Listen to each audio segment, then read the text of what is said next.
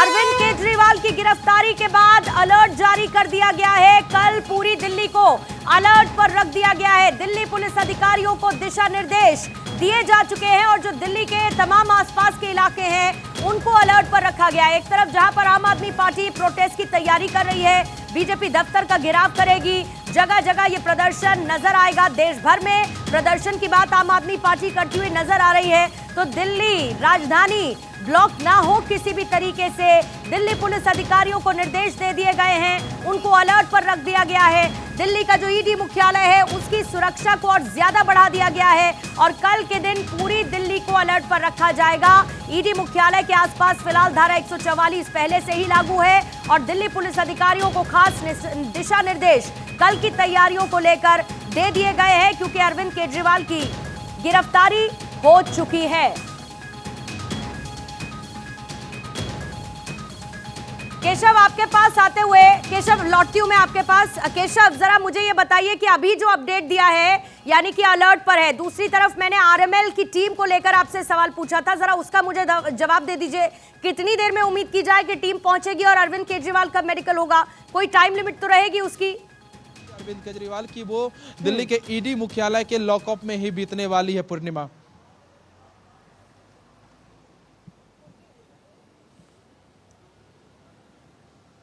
जी केशव।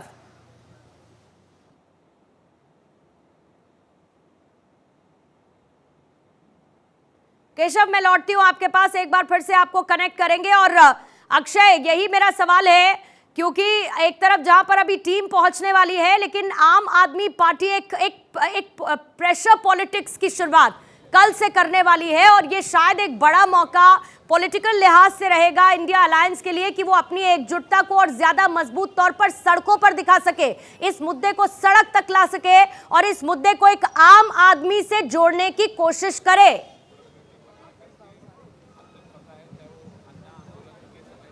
देखिए, बिल्कुल चुनौती होगी कि किस तरह से वो इस जो प्रदर्शन है उसको अंजाम तक पहुंचा पाते हैं, लेकिन आम आदमी पार्टी तो निश्चित रूप से कह सकते हैं कि वो प्रदर्शन की बदौलत ही दिल्ली की सत्ता में आई थी, पंजाब की सत्ता में भी उसी तरह से आई थी। तो ये माना जा रहा है कि आम आदमी पार्टी के कार्यकर्ता तो निश्चित रूप से सड़कों पर उतरेंगे और उनका प्रदर्शन तो निश्चित रूप से होगा। लेकिन अब इंडिया घटक दलों के जो नेता हैं वो किस तरह से केजरीवाल के समर्थन में आते हैं। हालांकि आज ज़रूर देखने को मिला कि कांग्रेस के तमाम बड़े दिग्गज नेता यहाँ पर पहुँचे, आम आदमी पार्टी के नेताओं के साथ उनकी सॉलिडारिटी दिखाई।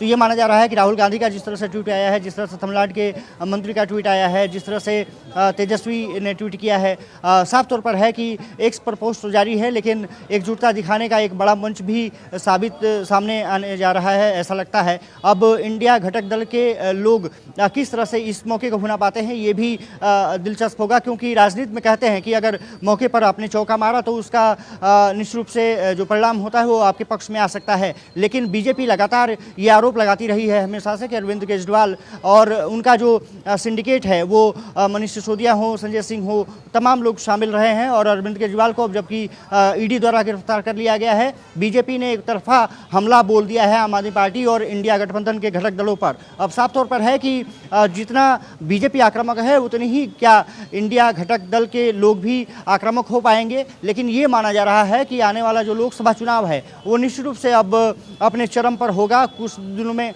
जिस तरह से लोगों ने अब शुरुआत भी कर दी है, रैलियों का शुरुआत कर दी है। प्रधानमंत्री नरेंद्र मोदी ने तो पहले ही बिगुल फूंक दिया था। अब साफ तौर पर कहा जा सकता है कि आने वाले समय में निश्चित रूप से देखना होगा कि इंडिया घटक दल और बीजेपी किस तरह से एक दूसरे का आमना सामना करते हैं। वार पलटवार तो निश्चित रूप से होगा।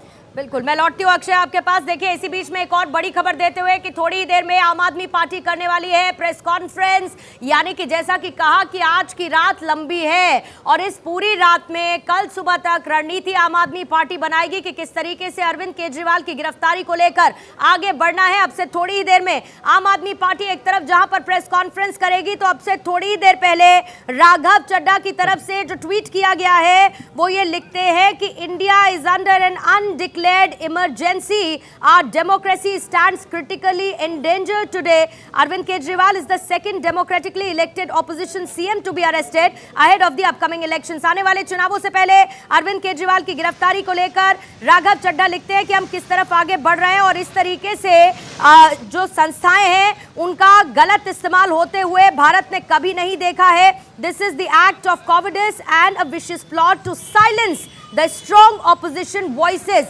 यानी कि विपक्ष की मजबूत आवाजों को दबाने का यह सबसे बड़ा उदाहरण है. राघव चड्ढा इसको लेकर ट्वीट करते हुए अब से थोड़ी ही देर पहले, और जिस तरीके से हम आप आम आदमी पार्टी के नेताओं के स्टेटमेंट्स देखेंगे, अरविंद केजरीवाल की गिरफ्तारी को लेकर सड़क पर उतरने की तैयारी में है, तो थोड़ी ही देर बाद आम आदमी पार्टी एक प्रेस कॉन्फ्रेंस करने वाली है. इस प्रेस कॉन्फ्रेंस में जाहिर है उसी पॉलिटिकल वेंडेटा का जिक्र होगा.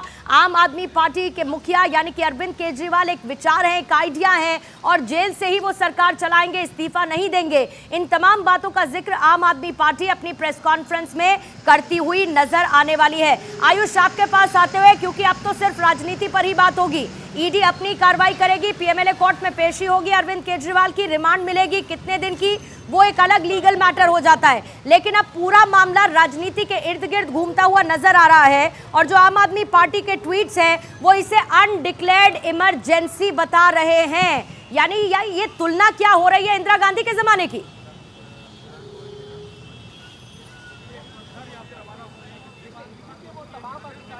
बिल्कुल पूर्णिमा, ये तस्वीरें हम दिखा रहे हैं. यहाँ 2 ईडी के ऑफिसर्स थे जो जा रहे हैं. ईडी के ऑफिसर्स आए थे 2 गाड़ियों में, एक गाड़ी में एक अधिकारी, एक गाड़ी में एक अधिकारी.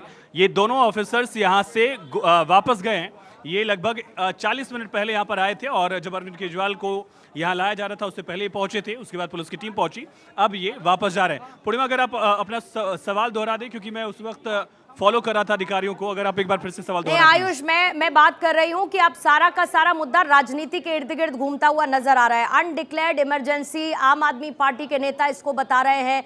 जाहिर है बता रहे हैं एक बार फिर से कि कैसे लोकतंत्र खतरे में आ गया है, कैसे इन तमाम एजेंसीज का मिसयूज हो रहा है. यानी कि उसी मुद्दे को एक नई पैकेजिंग के साथ, जिस पैकेजिंग पर नाम अरविंद केजरीवाल का होगा, चुनावों से पहले परोसने की कोशिश की जाएगी.